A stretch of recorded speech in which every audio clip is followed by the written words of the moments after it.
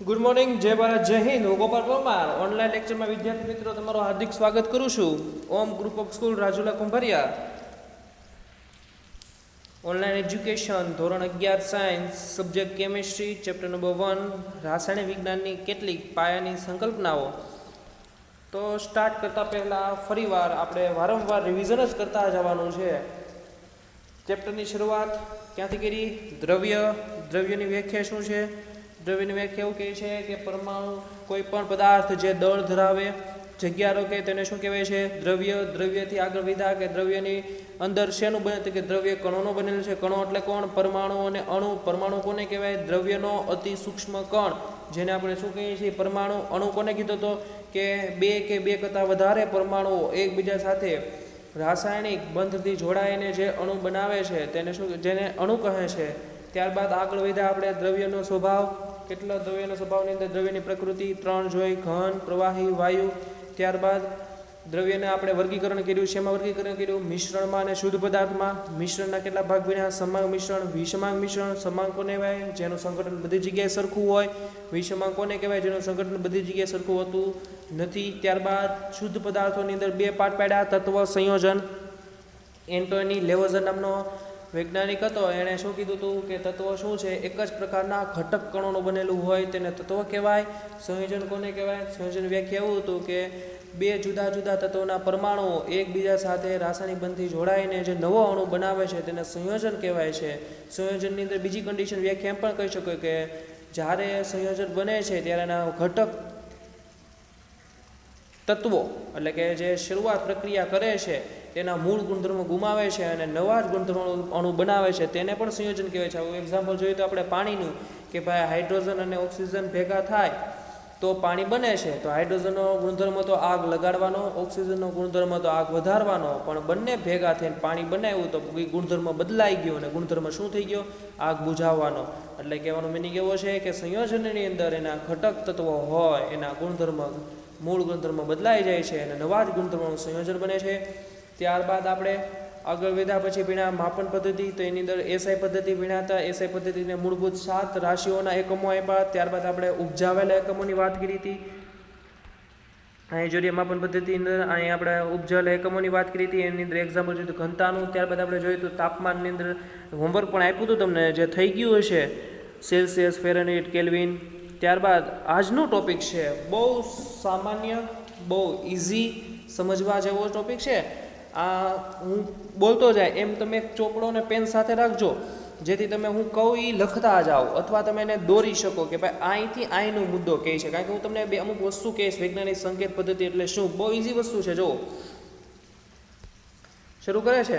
વૈજ્ઞાનિક સંકેત પદ્ધતિ રસાયણ વિજ્ઞાનમાં ખૂબ જ મોટી સંખ્યા ધરાવતા, અત્યંત ઓછું દળ ધરાવતા પરમાણુઓ કે અણુઓનો અભ્યાસ કરવામાં આવે છે. રસાયણ વિજ્ઞાન છે એ હાવ નાનામાં નાનો કણ એટલે કે પરમાણુ. મેં તમને એમ કીધું હતું ને કે ભાઈ એક પરમાણુ ઉપર બીજો પરમાણુ, બીજા ઉપર ત્રીજો. કેમ? એક ઈંટ ઉપર બીજી ઈંટ, બીજી ઈંટ ઉપર ત્રીજી ઈંટ, ત્રીજી ઈંટ ઉપર ચોથી ઈંટ. એમ તમે એક ઈંટ એમ એક પરમાણુ ઉપર બીજો, બીજા પર ત્રીજો, ત્રીજા પર ચોથો, ચોથા પર પાંચમો, પાંચમા છઠ્ઠો, સાતમો, આઠમો, નવમો, 10 એમ 10 લાખ પરમાણુ એક ઉપર મૂકું ને ત્યારે આપણી બુકનું જે પેજ છે ને એની જાડાઈ થાય. તો તમે વિચાર કરવા જાઓ કે હું એમ કહું મારે એમાંથી એક પરમાણુ જોઈએ છે અને એ પરમાણુનું દળ ગોતવું છે, તો એ દળ કેટલું હદે નાનું હશે, કેટલું ઓછું હશે, જેને તમે કોઈ દી જોઈ શકો. તમે વિચાર તો કરો, તમારા માથાનો વાળ છે ને, વાળ એટલી જાડાઈમાં 10 લાખ પરમાણુ સમાઈ જાય. કેટલા પરમાણુ? 10 લાખ. વિચાર કરો, માથાનો જે એક વાળ છે એ વાળની જાડાઈ કેટલી હોય?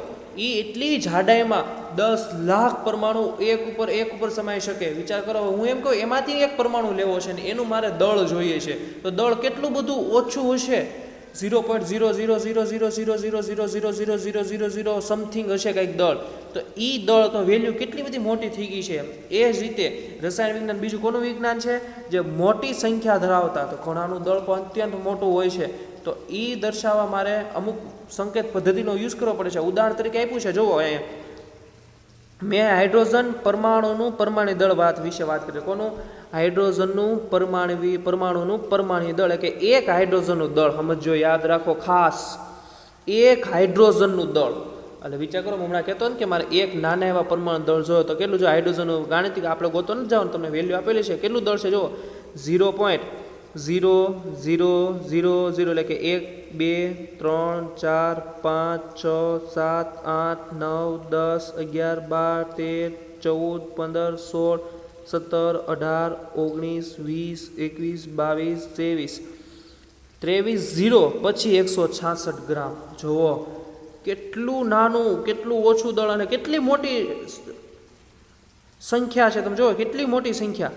તથા 2 ગ્રામ, સોરી અહીં 2 ગ્રામ ન, હા 2 ગ્રામની વાત કરે છે. 2 ગ્રામ H2 અણુમાં કેટલું પરમાણુ હોય, આ હું તમને એમ કહું ને, આ તમારે આગળ આવશે. આ સ્ટેપ તમને ન આવડે તો કાંઈ વાંધો નહીં. આની પછીના લેક્ચરમાં જે આપણે મોલ સંકલ્પ, તમે જોજો તમને જે મટીરિયલ આપ્યું છે ને એમાં મોલ સંકલ્પનાનો ટોપિક છે આખો. તો એ મોલ સંકલ્પના ઉપરથી આ ટોપિક આવે છે, લખ્યો છે બુકની અંદર કે ભાઈ કોઈ પણ અણુ હોય ને એના 1 મોલ, કે 1 મોલનો મિનિંગ એવો થતો હોય છે કે 6.022 ગુણ્યા 10⁻23 ઘાત. એટલે 23 ઘાત લેજો, આ છે અહીં છે, એ છે ને જો 602, પછી આ 3 3 6 3 9 3 12 3 15 3 18 3 22 3 25 આખી વેલ્યુ આપી છે. તો આટલી મોટી વેલ્યુ વારંવાર લખવી સરળ નથી. એ જ રીતે નવી પદ્ધતિ યુઝ થાય છે, એને કે વૈજ્ઞાનિક સંકેત પદ્ધતિ કીધું છે. આમ અત્યંત નાની, એટલે આ અત્યંત નાની થઈ, જો 0.0000 એટલે અત્યંત નાની, અને અત્યંત મોટી એટલે અત્યંત મોટી કિંમતો દર્શાવી નડતી હોય છે.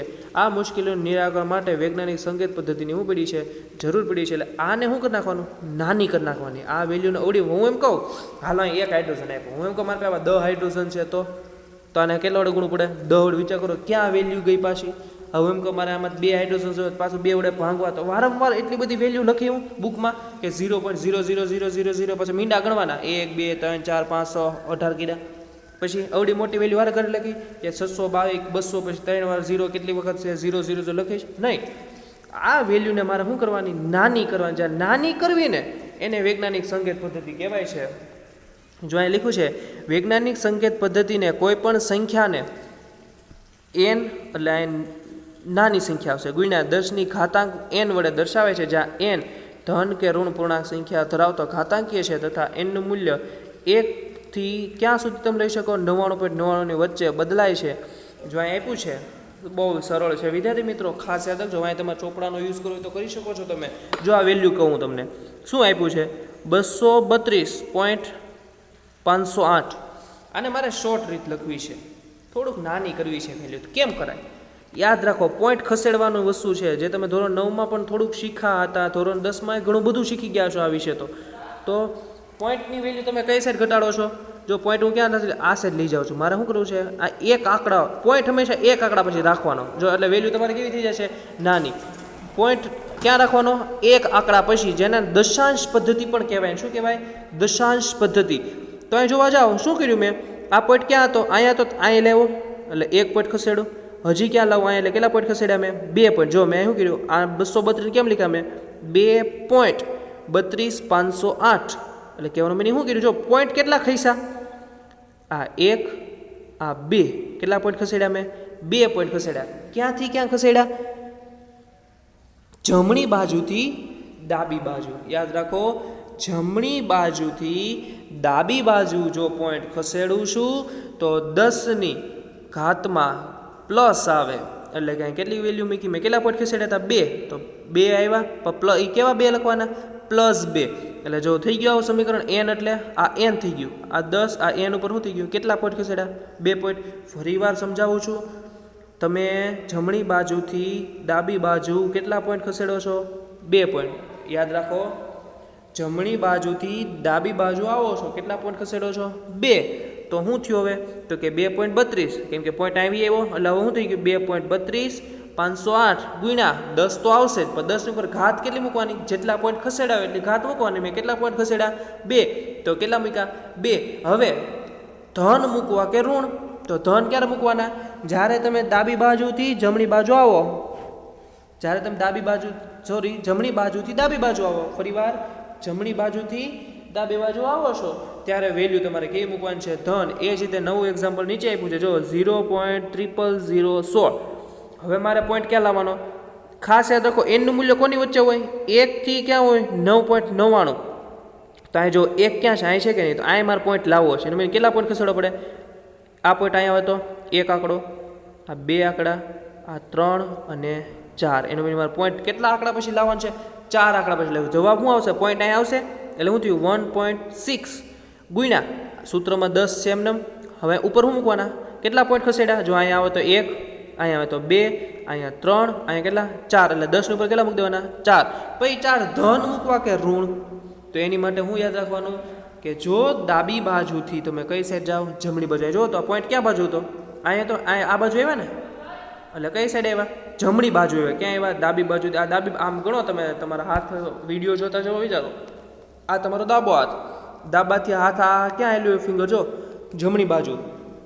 એટલે પોઈન્ટ જો જમણી સાઈડ ખસેડો, પોઈન્ટ જમણી સાઈડ ખસેડો તો ઋણ ઘાત આવે. અને જો પોઈન્ટને તમે ડાબી બાજુ ખસેડો, જેમ જો અહીં ખસેડે ડાબી બાજુ, તો ઘાત કેવી આવે? ધન આવે. તો આ હતું વૈજ્ઞાનિક સંકેત પદ્ધતિ. તમે જો 11 સાયન્સની બુક લઈ આવ્યો હોય તો એમાં પણ આપ્યું છે, એકવાર રિવિઝન કરજો. એ સિવાય આપણે મટીરિયલ આપ્યું એમાં પણ આપેલું છે, એકવાર રિવિઝન કરી નાખજો. ત્યારબાદ આગળ ભણવા જઈએ આજનું. તો આપ્યું છે અહીંયા વૈજ્ઞાનિક સંકેત પદ્ધતિ મુજબ બે સંખ્યાના તમારે શું કરવાના છે? ગુણાકાર અને ભાગાકાર. જે બહુ સરળ છે. બે સંખ્યાના ગુણાકાર કે ભાગાકાર કરવા માટે ઘાતાંકીય સંખ્યા માટેના નિયમોનો ઉપયોગ કરવામાં આવે છે, જેમાં 10ની ઘાતનો સરવાળો કરવામાં આવે છે. જો ઉદાહરણ આપે જ બધું સમજાય છે વિદ્યાર્થી મિત્રો. જો આપ્યું છે ઉદાહરણ 5.6 ગુણ્યા 10ની 5 ઘાત અને 6.9 ગુણ્યા 10ની 8 ઘાત. તો ગુણાકાર વૈજ્ઞાનિક સંકેત પદ્ધતિ મુજબ કરવાનો છે. શું કરવાનું? પહેલાં બે વેલ્યુ લખી નાખો. જો બે વેલ્યુ લખી, 5.6 ગુણ્યા 10ની 5, એના ગુણાકાર શું કરે? 6.9 ગુણ્યા 10ની 8. તો ઘાતવાળી પહેલાં એક જગ્યાએ લખો તો થાય હું? આ પહેલાં અલગ મૂકો. 5.6 ગુણ્યા શું કરવાનું? 6.9. હવે જો અહીંયા ઘાત 10, અહીંયા 10. ધોરણ 10માં ગણિતમાં નિયમ એવું ભણ્યા છો, આધાર સરખો ઘાતોનો સરવાળો. તો અહીં જો આધાર સરખો છે એટલે ઘાતોનો શું કરી નાખવાનો? સરવાળો. 8 ને 5 કેટલા થઈ ગયા? 13. અને આ બેનનો શું કરી નાખવાનો? ગુણાકાર. એટલે 3.864 ગુણ્યા 10ની 1 મિનિટ. જો ભૂલ છે થોડી એવી. આ સ્ટેપ કાપીએ ને આપણે હું પેલા બેનો ગુણાકાર કર્યો શું થયું? 38.64 ગુણ્યા 10ની કેટલી થઈ? 13. પણ આપણે વૈજ્ઞાનિક પદ્ધતિ શું કહે છે કે 1 પોઈન્ટ સુધી આપણે વેલ્યુ લઈ જવાની. તો અહીં કેટલા પોઈન્ટ વેલ્યુ છે? 2 પોઈન્ટ. આ પોઈન્ટને ક્યાં લઈ જવાનું? અહીં લઈ જવાનું 3 પાસે. તો કેટલા પોઈન્ટ ખસેડવાના? 1 પોઈન્ટ. કઈ સાઈડ ખસેડો? ડાબી સાઈડ. યાદ કરો, ડાબી સાઈડ હોય તો આંકડો શું આવે? પ્લસમાં આવે. એનું મિનિંગ જો 1 પોઈન્ટ અહીં ખસેડી નાખું તો 3.86 જવાબ આવશે. પણ પ્લસ શું થઈ જાય? 1. શું કામ 1 થા? કારણ કે 10ની શું આવે? 1. પાછો આધાર સરખો ઘાતોનો શું કરવાનો? સરવાળો. એ જ રીતે બીજો દાખલો 9.8 ગુણ્યા 10ની -2 અને 2.5 ગુણ્યા 10ની -6. બેનો વૈજ્ઞાનિક ગુણાકાર કરવા જાઓ તો કેમ થશે ગુણાકાર? સરળ રીતે 9.8 ગુણ્યા 10ની -2 ગુણ્યા 2.5 ગુણ્યા 10ની -6. પાછું આંકડા ભેગા કરી લો તો કે 9.8 ગુણ્યા 2.5. આ પાછું થયું આધાર સરખો ઘાતોનો સરવાળો. જો આધાર સરખો ઘાતોનો વચ્ચે સરવાળો એટલે ઓછે વત્તે ઓછા એટલે શું થશે? -6 આવશે. -2 એટલે 10ની -8 ઘાતથી. આનો જવાબ શું આવ્યો? 9.8 ગુણ્યા 2.5 કરશો તો તમને જવાબ મળશે 24.50. આને પણ વૈજ્ઞાનિક પદ્ધતિમાં ફેરવવા જાઓ તો પોઈન્ટ કઈ સાઈડ ખસેડવો પડશે? ડાબી બાજુ. ડાબી બાજુ ખસેડો એટલે જવાબ શું આવે? 2.450. પણ ઘાત કેવી આવશે? 10ની +1. +1 એટલે 8માંથી 1 શું થઈ જાય? બાદ. એટલે કેટલી આવશે? 7. એ જ રીતે ત્રીજું એક્ઝામ્પલ 2.7 ગુણ્યા 10ની -3, 5.5 ગુણ્યા 10ની કેટલી છે? 4 ઘાતનો ભાગાકાર વૈજ્ઞાનિક પદ્ધતિ મુજબ કરો. કોના ભાગાકાર? તો 2.7 ગુણ્યા 10ની 3 ને 5.5 10ની 4 વડે ભાગવાનો. તો શું કરવાનું? જેને વડે ભાગવાનો એ છેદમાં જાય. તો જો 2.7 ગુણ્યા 10ની -3 છેદમાં 5.5 ગુણ્યા 10ની 4. યાદ રાખો આ બેનો કેલ્સીમાં ભાગાકાર કરી નાખો.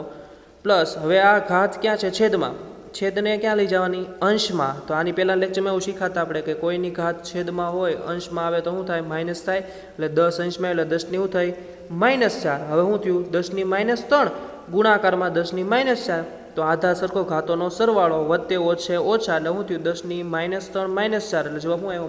-7. આ બેનો ભાગાકાર કરેલો જવાબ મળ્યો તમને 0.4909. મેં કીધું તેમ એનની વેલ્યુ કોની વચ્ચે હોય 1 અને 9.99ની વચ્ચે. તો અહીં ક્યાં લાવવાનું? આ 1 નથી એટલે મારે ક્યાં લઈ જવાનું? અહીં લઈ જવાનું ને, કારણ કે શૂન્ય ને પછી પોઈન્ટ નહીં મૂકવાના. કાં 1 પછી પોઈન્ટ આવવો જોઈએ, કાં 2 પછી પોઈન્ટ, કાં 3 પછી 4, કાં 5, કાં 6, કાં 7, કાં 8, કાં 9. 10 પછી પણ પોઈન્ટ હાલે નહીં. તો અહીં જો હવે કઈ સાઈડ પોઈન્ટ ખસેડીએ છીએ આપણે? જમણી બાજુ. વિચાર કરો કઈ બાજુ આવ્યો? જો પોઈન્ટ જમણી સાઈડ ખસેડો, યાદ કરો. જમણી બાજુ ખસેડો તો પોઈન્ટ શું થાય? જમણી બાજુ કેટલા પોઈન્ટ ખસેડો છો? 1 પોઈન્ટ. એટલે જવાબ શું આવ્યો? 4.990 ગુણ્યા 10ની શું આવશે? -1 આવશે ને, કારણ કે તમે યાદ કરો જમણી બાજુ ખસેડો તો વેલ્યુ કેવી કરવાની? 10ની ઘાતમાં કેટલી થાય? માઇનસ થાય. પણ કેટલી માઇનસ? 1 પોઈન્ટ ખસેડો એટલે 1 થાય. 10ની 1 આવશે, અહીંયા 10ની -7, તો ગુણાકારમાં શું આવશે? 10ની -1. તો ઓછે પાછું આધાર સરખો ઘાતોનો સરવાળો, તો પાછું થાય -1 -7, એટલે જવાબ શું આવ્યો? -8. આ રીતે તમે ચોથો એક્ઝામ્પલ જાતે સોલ્વ કરવાનો પ્રયત્ન કરજો. આમાં કોઈને કાંઈ પ્રશ્ન હોય તો ગમે ત્યારે પ્રશ્ન પૂછી શકો છો. સ્કૂલે આવીને પણ આ પ્રશ્નનું સોલ્યુશન કરી શકો છો 9 થી 1ના ગાળાની અંદર. એ સિવાય આજના લેક્ચરમાં અહીં સુધી રાખશું આપણે. ખાસ યાદ રાખજો વિદ્યાર્થી મિત્રો, આજના હોમવર્કની અંદર આ એક પેજ તમારે રિપીટ કરવાનું છે. 4 એક્ઝામ્પલ મોઢે ગણવાના છે. એ સિવાય કે તમારી પાસે જો બુક આવી ગઈ હોય 11 સાયન્સની રસાયણ વિજ્ઞાન ટેક્સ્ટ બુક, તો એની અંદર સરવાળા બાદબાકીના નિયમો આપ્યા છે. નિયમો એટલે કે એને કેમ જેમ ભાગાકાર ગુણાકાર કર્યો એમ સરવાળો અને બાદબાકીના આપ્યા છે. તો એકવાર સોલ્વ કરવા એ આજનું હોમવર્ક રહેશે. તો આજના લેક્ચરમાં આપણે અહીં સુધી રાખશું વિદ્યાર્થી મિત્રો.